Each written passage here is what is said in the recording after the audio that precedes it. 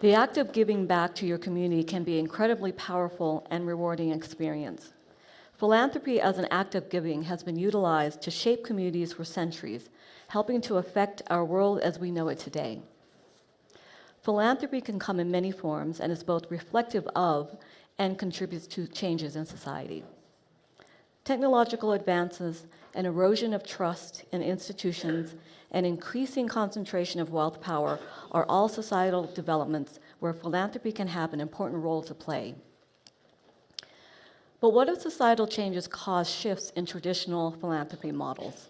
Does the lens need to shift as well? To help explore and answer that question, please help me to welcome Senior Personal Finance Correspondent for CNBC, Sharon Epperson, and her esteemed panel.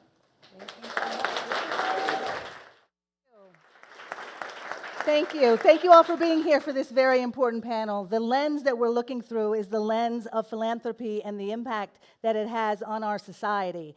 And in the wake of what happened in 2020, after the murder of George Floyd, there was renewed commitment to philanthropy and to social impact to achieve racial justice and racial equity. And there have been many changes since 2020 in terms of people's feelings about these issues and about how they are executed, or in some cases, perhaps not.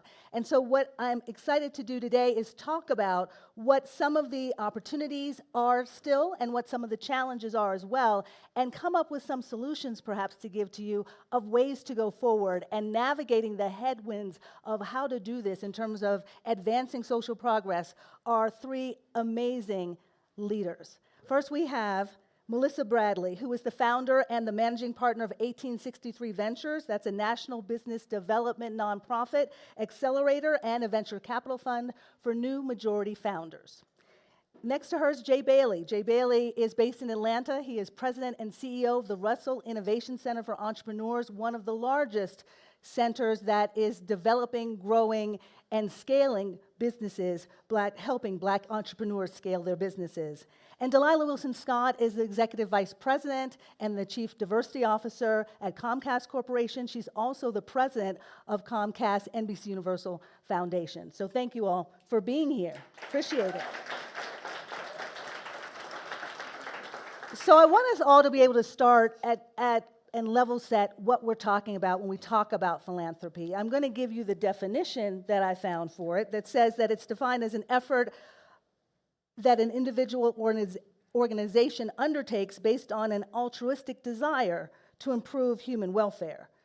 So I'm curious how each of you defines philanthropy, and then what the role of the funding and philanthropy for advancing programs and supporting organizations that are focused on racial equity and racial justice, what does that look like to you?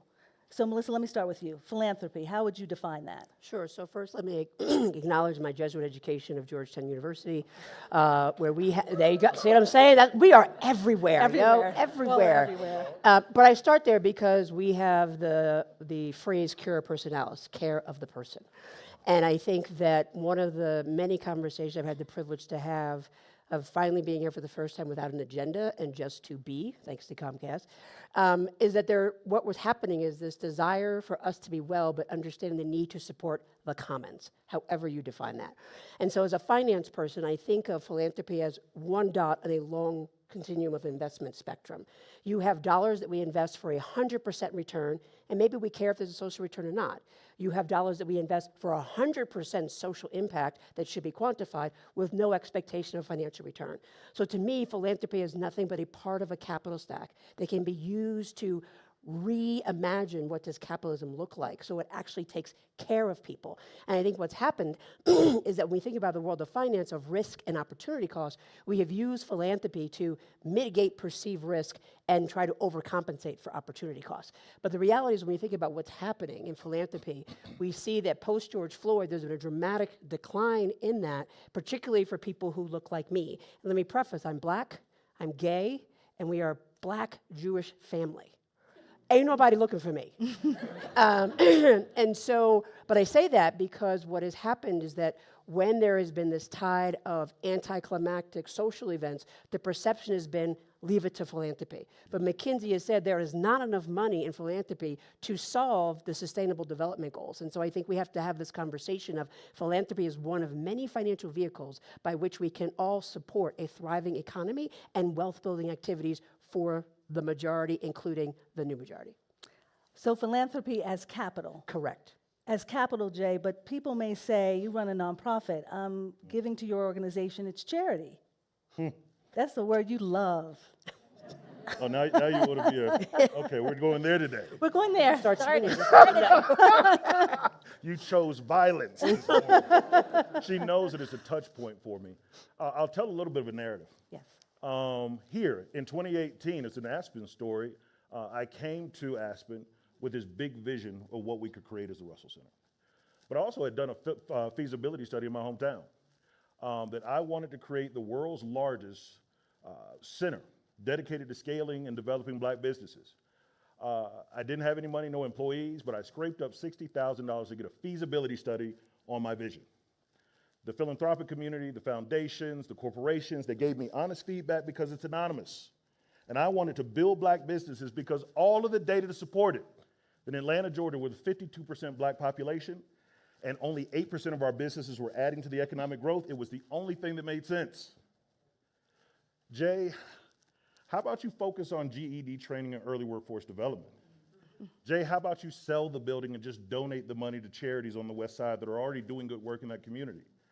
Jay, I see your 5-year pro forma. If you make that building too nice, the demographic that you're trying to serve will not feel comfortable in it. Why don't you just sell the building? There are not 100 black entrepreneurs in Atlanta that would benefit from a program like this.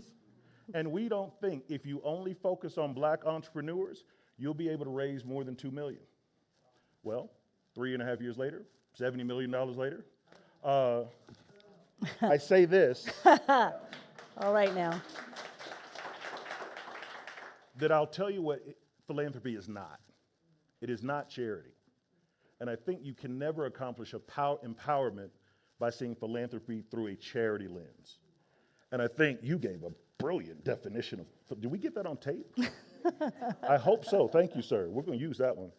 But I think so often there's this very paternalistic nature of philanthropy, that those people down there, here are a few pennies to work with what you need to do, but there's this radical indifference to my life and their lives. So it inherently creates this incredible wall that accomplishes none of the goals that Melissa just talked about.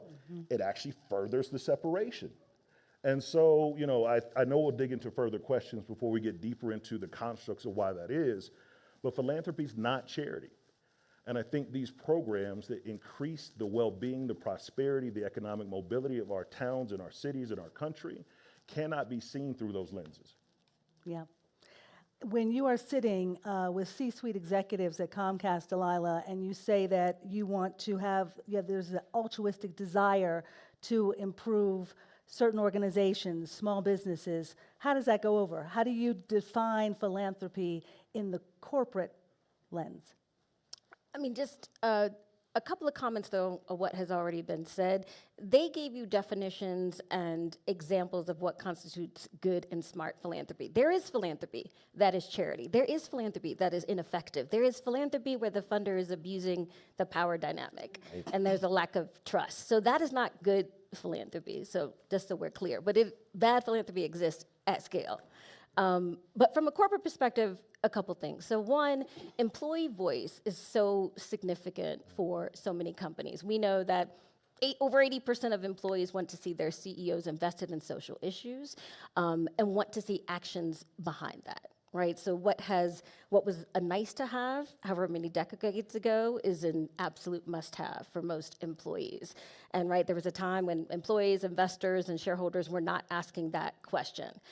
The second piece of that, though, I think for a company, if you're talking about good strategy, something that's going to be sustained, something a company is going to be involved in well beyond leadership changes, board changes, it's got to be something that's intrinsically connected to what that company was built for. What's the purpose of that company? What expertise do you bring to the table? What are you willing to put on the table beyond financial resources for philanthropy? So to Melissa's point, philanthropic capital is some good risk capital, but it does not work well alone. So for us, we think about the financial investments we make in companies and grants, but we also think about what else can we bring to the table, whether it's the power of our media platform, or how we think about broadband and technology, how our talent shows up, everything from board service mentorship to helping us think differently about some of the ideas. So first is getting the issue right. When I'm talking about digital equity and how critical that is for economic mobility, that's an issue that all leaders get. When we talk about what our company is great at and what we're willing to put on the table to make our communities better, that's when it gets into the specifics. And the last piece I'll add is just proximity. I mean, I've known Melissa and Jay through a variety of different roles. These are excellent leaders, and they're honest. We can have honest, we're all straight shooters, which is like good and bad. So this conversation could go all over today. But that type of trust, like, makes me better. Makes our philanthropy better, makes our portfolio better. When you're talking to either of them, they're not just thinking about their individual entity, they're thinking about how can we uplift the entire community.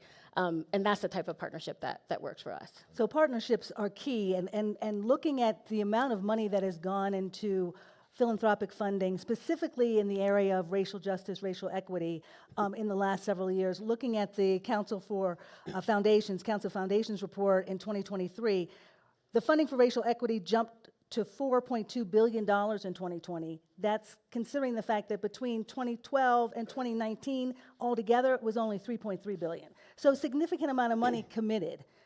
But how have those investments delivered, Delilah? What has happened there? So, I mean, let's just think about 2020. Oh, no, here we're going to go. We've Melissa's had a already conversation laughing. We'll get about to you in a this. minute, Melissa. Sorry. For those who do want to see us at the bar, we are having a reception at the rooftop. So there's a That's the real panel. yeah, exactly. That might be a slightly different conversation. I think so. That was a global event. When George Floyd was killed, it was a global event, and it raised awareness. Just like, think of any urgent crises, but that was the first time it was happening at the global scale, and people questioned, right? They stood back, reflected on what can I do, what have I done, how was I allowing this to happen, right? There's that urgency and guilt for some that people feel, but there was definitely a lot of action taken. And people wanted to ask questions that they weren't asking before. People questioned, even though you have a longstanding commitment to DEI, I think that moment made us all think, what more could I be doing? And I think that's important. I would say those questions are still being asked more today than they were before 2020. But I think like any crises, what happens is you have the people who are going to do the immediate response and relief work. And then you have, and they fall off 2 to 3 years for any crises. Katrina, 9/11, George Floyd. And so that's also happening in addition to just the anti-DEI backlash, so we're clear. But I also think, when I think about the investments we made, whether it's in Melissa's entities or Jay's, the Hidden Genius Project, we've been able to move the needle forward, working on communities as it relates to digital equity. We have a $1 billion commitment to digital equity. We want people to understand that's not just about connectivity, it's about creating that access to the resources and making it possible for people to reach economic mobility. So I think that's important. But there's definitely backlash and a drop in activity. So that's clear. And I know we'll get into some of the legal issues as well, but I feel proud of the work we've done with a number of different partners that we're continued and committed to continuing. And I think that's what's important. Melissa, before we get to the legal challenges, tell me what actually worked from what people did in 2020. Was there measurable success? Okay, go ahead. Well, I think if you use the definition Delilah just gave in terms of philanthropy as a response mechanism to a tragedy, it was successful. But the problem is the tragedy did not go away. And the tragedy didn't just happen in 2020. Correct. And so the amount of dollars that were put in did not eradicate the expense, the lost dollars of historical racism, right? In fact, excuse me, as a professor of Georgetown, we just did some work that said that if we had listened read and then followed through on the 1968 Kerner Commission report, that instead of having a deficit right now, and we had invested in black founders, we would have a $4 trillion surplus. That says to me that in your issue of trust, people are using philanthropy for me as a way to continue to stem the tide of those who have and those who don't, because it is very hierarchical, and you're not allowing me to make my own decisions. And so I think what was helpful in the moment, but not now, is that dollars were earmarked for very specific things that had historically been overlooked, and there was no thought around how does this work continue, nor was there any allyship with other investors to say, I started it, let me pass the baton to you. And with respect to the legal challenge, now it's just gotten worse, that at the beginning, all of us in this room are willing to let America crumble on the back of racism, and now we're trying to legally mandate it. Again, very differently. Very differently, very differently. Over the last 4 years, Jay, in terms of the growth at the Russell Center, how consistent has it been? And I guess, what are you seeing right now in terms of funders and the partnerships that you've developed? Because you've developed a significant number. I say to everybody, it's a time for courage. We are looking at a time, to Melissa's point, and certainly what you said, Delilah, anybody that's in the room that runs a balance sheet or ever has hired employees, run a business, or managed a budget, when you're facing something where all of the economists, all of the consultants, all of the analysts, all of the data, and all of the numbers say this is a good thing, it is productive, it will make you money, it makes us stronger, and you still choose to go that way. Now you're not talking about a logical argument. Now you're not talking about rational debate. Now you're talking about what I believe, and we'll probably get into it very specifically, because we can't have a conversation about race and how it impacts this. I think we're being intellectually disingenuous in our approach to really try to move the needle. And so when we start talking about the partners that we approach, I make the business case for our alignment. Let us not look at it as a social construct that we're trying to solve for, but X bank or X corporation, you sell this in this community. Because make no mistake, everybody in the room, Coca-Cola talks a lot about DEI, because they know that Africa is their #1 market. They know in the Southeast, black people drink more Coke than anybody else. So I guarantee in those boardrooms, when they're talking about profit margin, they're talking about diversity, inclusion. They're talking about all of these things. Right. Show me a D1 institution in the SEC that doesn't have an incredible DEI platform. Right. Student population, 4% black. Football team, 98% black. Right. So our approach is, look, X corporation, if you're looking at market adoption, if you're looking about getting in front of a demographic, if you're looking at customer adoption, if you're looking at brand, if you're looking at all of these things that make sense and talk to your bottom line, take me out of the foundation conversation and let's talk about how we impact your bottom line, and let's start the conversation there. But what about the concern? And let me ask this. What about, let's get to the legal challenges. What about the concern of, I want to do that, that makes sense to me, but I'm looking at what happened to the Fearless Fund. I'm looking at the decision that said that the granting to black female-owned businesses was illegal because you're using race. And so therefore, I'm afraid to do what we've been doing in the partnerships that we've had. So, I'm sorry. I just want to make the distinction. Take her off the leash, let's go. No. On the cases. Because, I just want to speak to the case, because you were the only maybe who read the whole damn thing. But this is what happens in the news cycle. We get the snippet. Yep. If anybody read the legal brief, two things. We should know that there was a case against Hello Alice, a white-led firm that was doing the exact same thing, and Fearless Fund, a black-led organization. What the judge came back with, it wasn't that you cannot give to black people, but that is the convenient narrative. It said that you cannot make a contribution with a condition. Because that's now a business contract. Exactly. Which you cannot use race as a factor. That's right. So in Hello Alice, anybody can apply, but it's very clear the program is for black women or veterans or whatever, but anybody can apply. In the Fearless case, because of their majority white-led funder who wanted to make sure they got their DEI credit, they said the application had to check a box of black, and then you could continue. If you did not check black, you could not continue. Makes sense. That's not fair. So we have to understand that the Fearless Fund is being put up as if they did it. Right. They did not do it on their own. I know them well. But it also didn't say that you can't give to black people. But you can't have the condition. But you cannot have the condition. Okay, go ahead, Jay. Here's the jump in. Thank you for that. Let's give them context.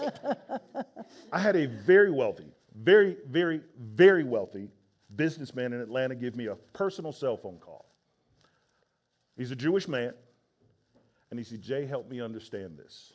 The way that I am reading this, they are getting hit over the head because private dollars were given to give to a particular people for their forward mobility. And that troubles me. Because I've seen many an application where the requisite is that you're Jewish. And you got to check the box.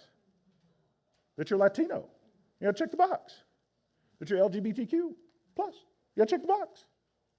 And when we talk about the anti-blackness and what I consider pure evil, black women at this point get less than what, 0.22% of all venture capital? Yeah. And you still want to take that? Crush that? And literally because there's a box that has existed for other populations across the board. And you're talking about private dollars mostly. It is a very scary precedent that we're setting. And what I'm saying to everybody in this audience is I look from, folks that work with folks with disabilities. I see Jewish people in the room. I see Latinos in the room. Like how we identify and we have these, these boxes that we're able to check to support the need that exists. This is not just about the Fearless Fund. It's not just about the box that was checked. And if we think that that is only it, we're being extremely naive. Correct. Yeah. But just Yes, from go. but let's definitely clap for that. Just, to be practical about this, from where Melissa started, first, we all need to read the legal briefs. We shouldn't take any one answer from one lawyer or something somebody read to say this is now illegal, so we can't do it as the end game, right? So we should be up to date on the specifics that are relevant in your state about what's illegal and legal. The other thing is, I think, especially for anybody, but you can de-risk but not de-emphasize the work. So Yes. we wouldn't be great stewards of financial resources if we weren't always thinking about risk. This is now a new risk, right? People file frivolous lawsuits all the time.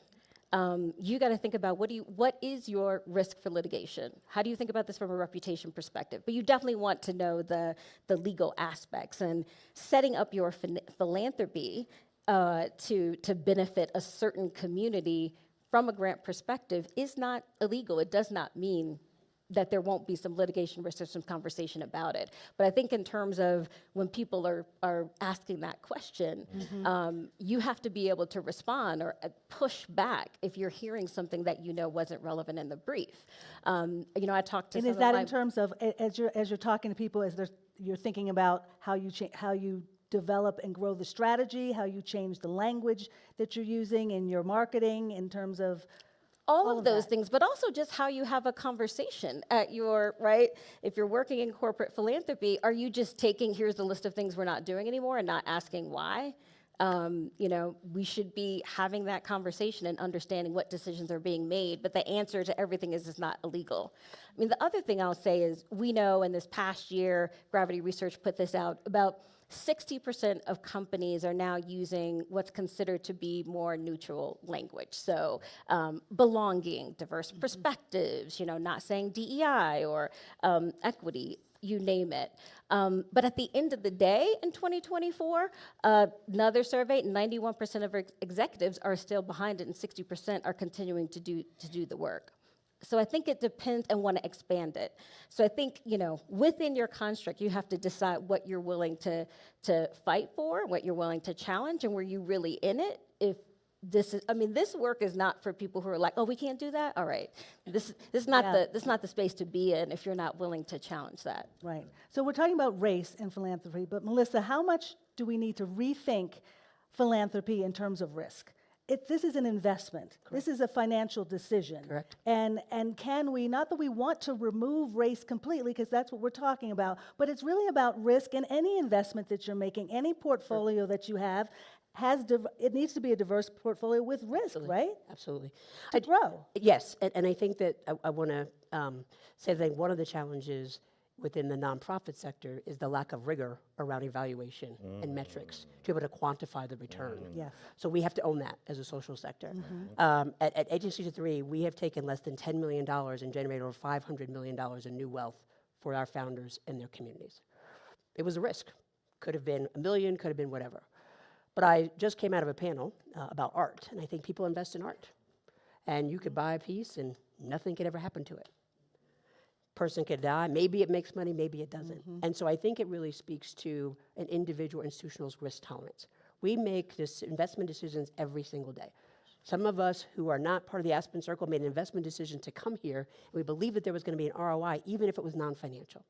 And so I think we have to be careful of how we decide how do we use our time, our talents, and our treasures to make and have impact.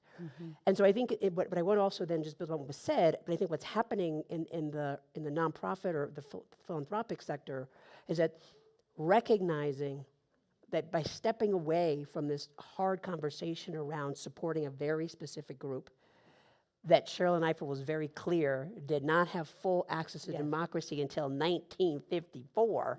Or 65, if you consider. That's right. I was trying to give America a little more credit, but I went back to 54. I think that philanthropy has not had those hard conversations. And so I think there has been an intentionality in the pursuit of doing good from a moral imperative, but they have not understood their role in the economic imperative. So to say that you're not going to invest in the community and just have us continue a deficit just seems absolutely absurd to me. To also then say, well, I'm going to dilute and say, well, I'm not going to talk about black, when we have to be clear, all the legal things that are happening, all of the manifestations and maturations, that's not about racism. Jay said it, it's about anti-blackness. These suits that are happening are not against anybody else but black people. And I find this very challenging, but not surprising, because we have been viewed historically as a commodity. We stood up this country. Slaves were the asset that underwrote the balance sheet of almost every single financial institution in this country. How dare you? How dare you tell me that my value is only good if it works for you, but I am not allowed to derive the ROI of my own value? Yeah. What I find, okay.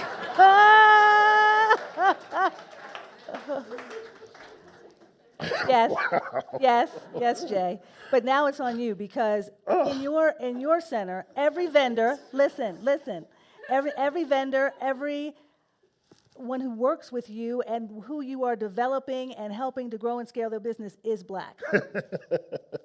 Is black. And you're not changing that. No. So how are you going to go forward in light of the legal conditions that we're in, and in light of the anti-DEI backlash that is saying, no, it's MEI.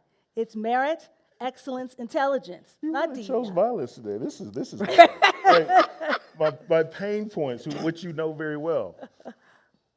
There's another story. A very prominent CEO who made $1 million investment in our work.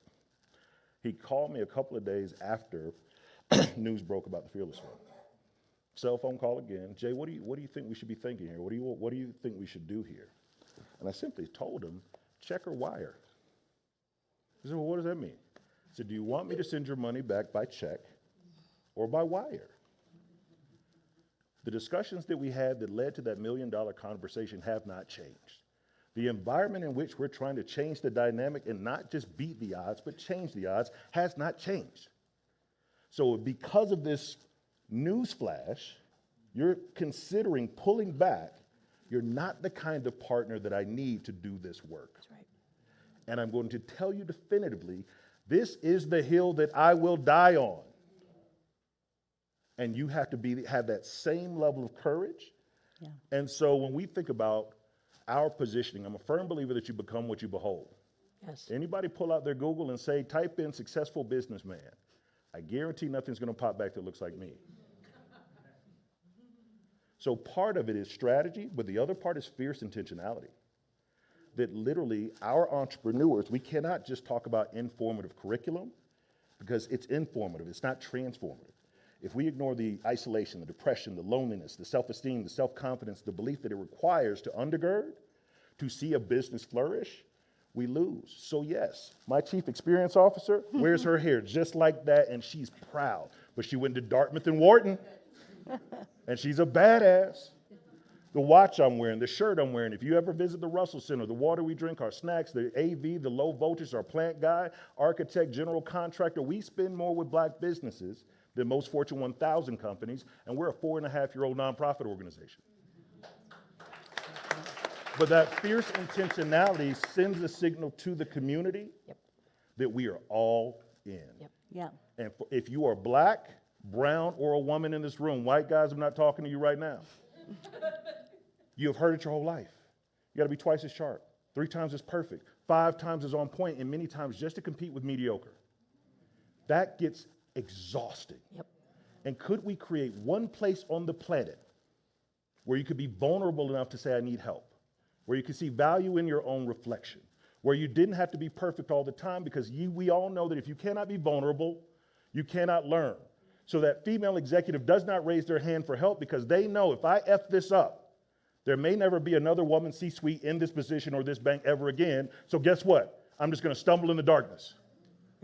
So we had to create a space where you don't have to whisper black, that you don't have to do like this, that you don't have to say minorities or water it down to just make white people feel uncomfortable, because we've never had that kind of dynamic at scale. Yeah. And so it was so intentional, and the hardest battles that I fought because we were black before George Floyd. Yes. Yep. And everyone told us it would not work, it was not necessary, it was not needed, and it made 0 sense. Yeah. The biggest battles were to say that this is needed then, and to what you said, Melissa, it ain't like that knee was on our neck just in 2020. That's correct. Yeah. Yeah. That knee has been on our neck since we got here. But it is a great opportunity that you've taken, Jay, and really run with. But it's also a luxury that a corporate executive running a foundation may not have. That fierce True. intentionality that Delilah may have as a person, how does that play out when you're working for a corporation and there are shareholders, there are stakeholders, there are staff and executives? How do you make that work in this environment? I mean, I think, well, a couple different things, because let's just talk about the return for a second, especially in the entrepreneurship space. If I'm a funder and I have $100,000 and I can choose between a grant and investment capital, and when it comes to black small businesses, I'm choosing the grant capital because I don't think they're worthy of an investment, or I don't think there's a return on the other side of that, and there's no other stat capital going with that. That is charity. So that's bad philanthropy. I think in the corporate philanthropy space, there are a number of different metrics you're thinking about. And you have to think about, if I'm going to support entities that are supporting entrepreneurs, I need to be able to describe the economic value, right? And that the inherent value and how we're helping them get there. I mean, business terms are important. Sometimes you can talk to the savviest business executives, and what motivates them on the philanthropic side doesn't tie. Right? So, they wouldn't let you manage their investment portfolio, but they have lots of ideas about what good philanthropy looks like, even though they've never studied it. So I do think there is, right, if you're doing it well, you're talking about the return, you're able to describe the benefits to the business. And if you have chosen the right issue and you're, again, coupling those financial resources with the assets of the company in an intentional way, it should feel consistent with the values and the purpose of the company. If it doesn't, yes, you're going to have that issue.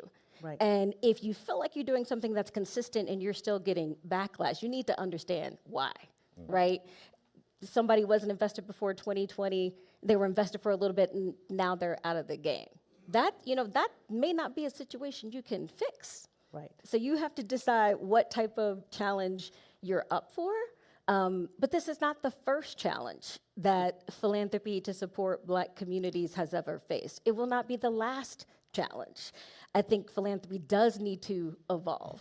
And more philanthropy is not always the answer. It's better philanthropy coupled with other resources. Does better philanthropy include a greater focus on the network that you're working with, on the helping people understand the importance of social capital and how that translates to financial capital, and the importance of diversifying the portfolio of what you're supporting?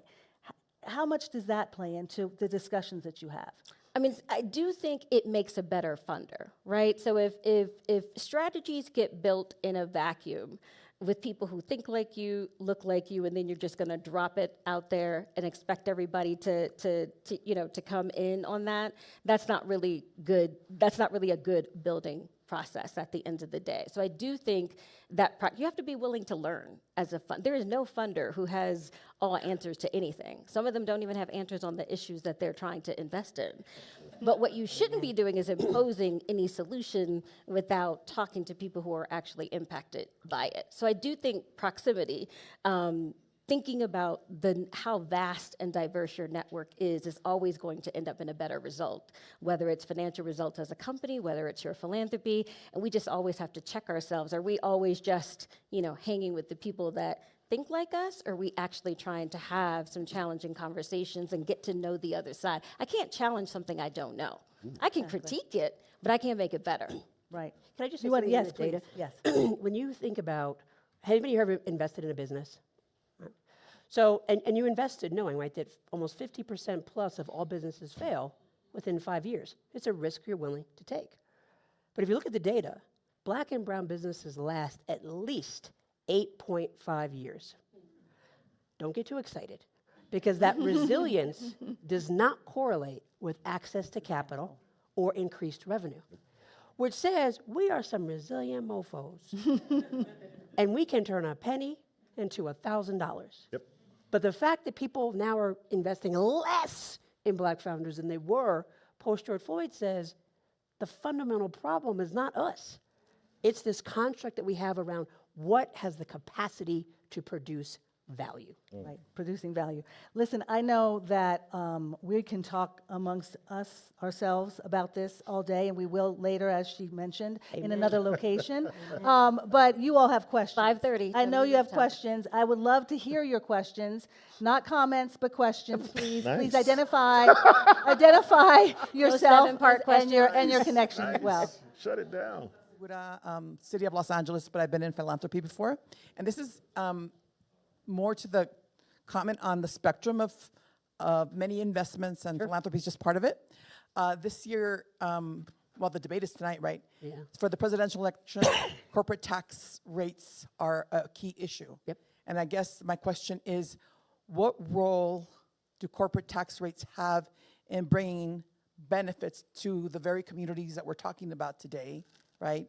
And is the loss of that corporate tax rate over the years why we can't seem to have enough money to invest in these historically disinvested communities? Yeah. Right? Because the one thing I wanted to mention amongst entrepreneurs here today is that our economy is very extractive. Yep.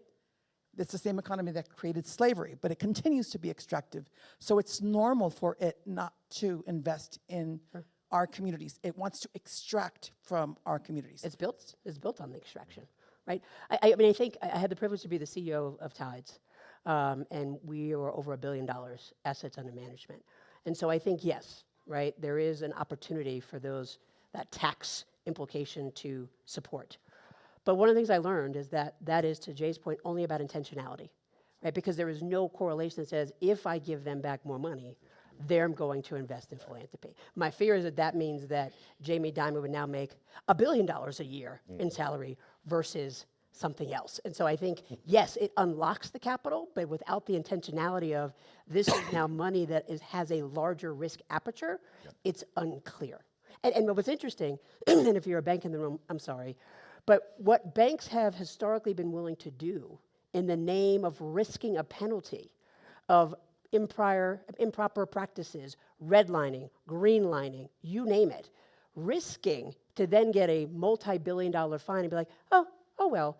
And so I think we can think about the financial mechanisms that bring more capital. If there is not the intentionality and the values of how we place it, more money is not going to solve the problem. Hallelujah. Scared money is not good money. Amen. Another question?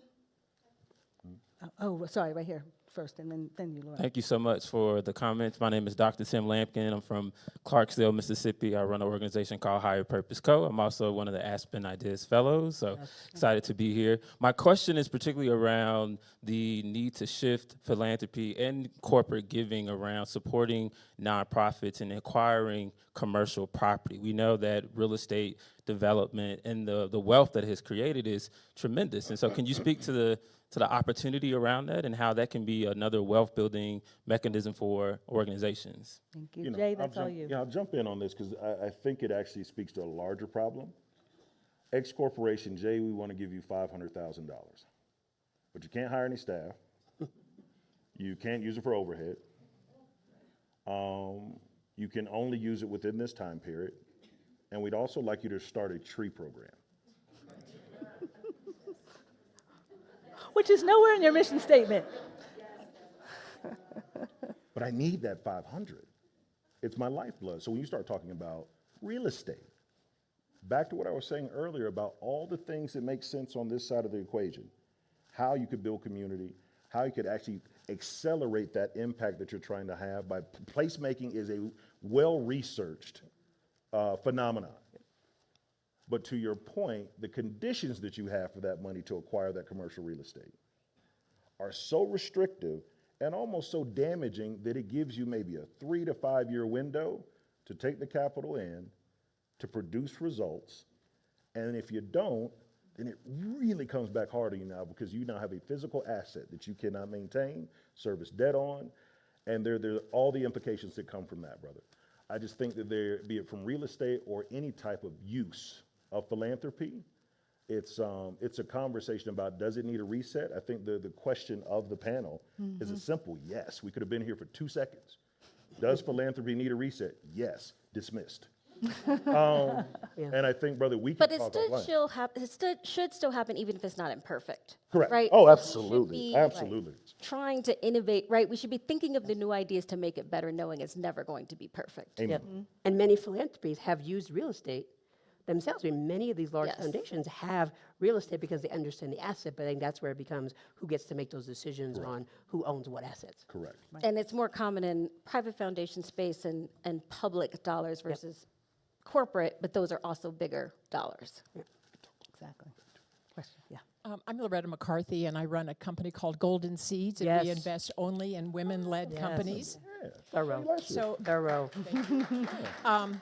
my question is, and this is a tinge of this was in some of your comments, I am really worried about the chilling effect of the lawsuits and the various pushbacks and rollbacks that are making many organizations kind of redefine their mission that they believe so strongly in and have for so long, but they're just sort of worn out, or they're just saying if we just made these little modifications, maybe they won't come after us. And I'm just wondering what your tips are on that, because this isn't a time to get weak-kneed over all of this. What's the action plan? Why don't you start? Lila. We were just talking a little bit about this. So, I want to be able to say there are organizations that are financially secure enough that they will not make those changes under any circumstances because they have a path to continuity, to success, to evolution, and they don't have to work within that funding landscape. But the truth is, most Black-led nonprofits don't have that privilege. So I think it is. I think it's a real conversation for the sector that we have to think about. And you have to remember state laws too, especially for nonprofits that receive most of their dollars from public sources. They definitely have a different conversation and a different challenge to face. I don't know that there's an easy answer, right? Like most nonprofits couldn't hire a third-party counsel to even handle a suit. Luckily, no matter Gibson and Dunn is representing any Black-led nonprofit in the grant or investment space for free. Love it. For free. Write that down. Gibson. Gibson done. Now they're going to be so inundated. Hey, They're going to Ron- love No, that. no. Ron Kirk. Yeah, there's several foundation efforts Yeah. on that issue. And I'm great at giving bad advice, so this may be bad advice, but I do think, How do you know that? well, we'll see. Wife tells me. No doubt, she does too, very much so. This is a fight. And as we approach July 4th and we celebrate liberty and freedom, it was only garnered by a fight. Things only change when we just said enough. And maybe the bloodshed and maybe they're not going that, I don't want y'all to turn into something else. I'm not saying that. But I'm saying this fight that we must have to stand on this hill, to say that we have the courage, and to your point, Delilah, a lot of my peers have changed their applications, have changed their mission statements, have changed their theory of change, have changed their methodology of change in fear of the possibility of someone perhaps knocking on their door. I just know that it is a time for some of us who can to dig in our heels and fight for those that can't. Yes. I would just add to that, I think, knowing that most people tend to operate in their own self-interest. Yes. I think we have to understand that while this is very much being around anti-Black, the ripple effect has impact. When the same group of people sued the SBA around minority contracting, et cetera, that impacts white women just as much as Black people. And so I think we have to start saying, that's not a Black issue. This is, what is it that we all need to do together so that the preservation of access to capital, access to community, et cetera, still exists? Because my fear is that people are now saying, I'm just not going to mess with those Black people. But the reality is, you next. I mean, the sister back there from LA, she may be next, really, and then it's you. But like, But it's coming. It's coming. It's coming. It's coming. One more question. Oh, right here. Sorry. Okay. Thank you. My name is Stacy Jacobson. I work at Alliance Bernstein, which is a money management firm. And my question for you, if you don't mind, I want to shift a little bit to the private foundations and personal giving. I work with our athletes and entertainers, and quite often they want to set up a private foundation just to have their name associated with it. But I so often try and encourage to align with an organization in which they truly has the same values and beliefs, because their dollars will go significantly further. You may be familiar with the Drew and Lauren Holiday and the work that they've done, and we've worked very closely with them, and we happen to find a very roundabout way to be able to support Black and brown businesses. So I think my question here is, for those who feel the need to have their name associated with philanthropic giving versus actually focusing on their dollars being better spent, what kind of advice do you have? Melissa. I would say start a DAF. And I say that because like, a lot of people don't do it, right? I think this idea of So a donor advised fund. donor advised fund, right? Because you minimize all that infrastructure having to have a foundation. But also what a DAF allows you to do is charitable money coming in, but then you can make a grant, you can make a loan, you can make an equity investment. So the freedom of that financial vehicle makes sense. I spent a lot of time with athletes. As long as they do that, and they don't Yes, just have as the long money as it's done sit in the name there of charity. and the money manager's just keeping it to. Correct. 'cause- Which I should say happens for places like Schwab, right? The reason they are where they are is because most people deposit their money and never come back. And maybe I should clarify, because that is the type of work that we do, but I actually encourage them to align more closely, directly with an organization, maybe such as Jay's here, if that's exactly what they want to be doing. So Then not that's using the DEF as a conduit. That's an equation of like exposure at that point. If they're a D1, I mean like a professional athlete, you got to think about the journey of a professional athlete. Coming from the University of Georgia, you were so insulated from Pop Warner football through graduation and then the NFL, you don't have exposure. We take that for granted. I don't know what's out there. And one of the things we do well in Atlanta is making sure that those athletes, those entertainers, this is an incredible creative culture that we have in the city right now, that they know what's happening. Because if I don't know what's happening, I say, well, let me fix it. And I want my name attached to it. But I've never been to the Russell Center. And this is exactly what I want to invest in, but nobody ever told me about it, because all they told me to do was bounce the ball and shut up. Yep. That's right. But the strategies are different, Melissa, right? When you're talking about family office versus Yes. public versus private That's right. versus corporate. Yes. And so to your point, there does have to be a different strategy that you're thinking about there. Do we have another question? Time for one more? Yep, right there. Hi there, I'm Kristen from the Council on Foundations. Thanks for mentioning us in your opening. So we actually have filed an amicus brief in support of the Fearless Fund. for those of you who are interested in maintaining A lot of people support- did, and you see what yeah, happened. Yeah, along with many others. But for those of you who are grant makers and interested in maintaining your support to race-based, race-conscious giving, we actually have a lot of resources that you can access. But my question is, there has been a lot of conversation and discussion coming out of this about philanthropy stepping up and mobilizing a legal defense fund for the field to combat these attacks against nonprofits. And I wonder what your thoughts are on something like that. I think that's a huge opportunity cost for organizations who can barely keep their doors open, pay for staff. No, just, I think that makes y'all feel better. It don't do shit for our constituency. But there are foundations who are Sure. making funds available for that purpose. Yeah, that's what I'm asking is Yeah. if philanthropy We don't were need to any more mobilize- organizations. We don't need Yeah. any more vehicles. Because again, it creates an opportunity cost within those foundations are going to be able to go back and say, I'm helping black people by giving to the Legal Defense Fund, which is not my bottom line or Jay's bottom line, but some other probably white-led law firm that is going to be okay with or without it. That's as hard as you can get. So to the question before, so that you're saying, so then you're advocating for direct access, getting the Let capital us directly. solve our own goddamn problems. Get the direct capital directly to the organization. And there are fights beyond the courtroom that need to happen, discussions beyond the courtroom that need to happen. We do need to have a legal strategy, Right, absolutely. but we need to be looking at all the platforms beyond the courtroom. And the reason I'm so passionate about this is because I think what's happened with this lawsuit is become an intellectual discussion as if everything is well. Everything else is not well. And so now we want to mobilize money away from the core problem that black-led organizations are not supported. That's the problem. And so I would rather, instead of giving it to lawyers, say, how do I support the infrastructure so that organizations like ours and Ariane do not have to think about, do I need to change my mission statement?